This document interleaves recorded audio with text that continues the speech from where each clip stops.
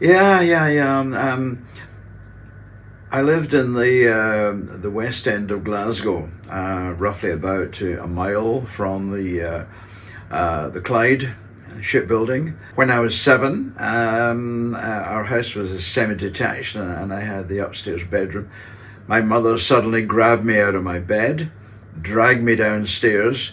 We got under the living room table, solid oak in those days, and so on. When this enormous bomb went off, dropped by the German bombers.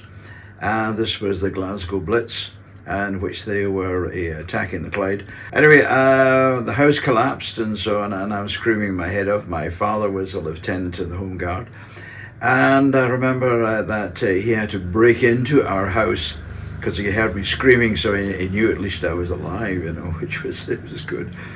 And then he picked me up, and I remember, and it's like a video replay.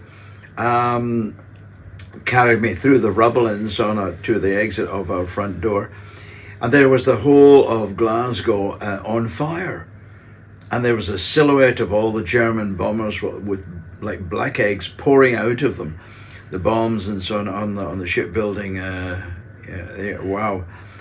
So and then went to the back garden. We had an Anderson shelter. This one was dug into the ground. Our neighbour was lying dead in our back garden. He'd been killed by the initial blast. Wow. And that was it. And then, of course, the following day, and so after the bombers had gone, we walked up the road, covered in shrapnel and debris, and so, and me with my slippers on and just pajamas and a jacket and so on. And oh yeah. So one of this I call this ground zero in my life, and everything else. Okay, life goes up and down, as we all well know, and so But that's ground zero, and everything else. Okay, it may be problematical and so on, but you get on with it, and so shake your head, remember what it was like, and there we are.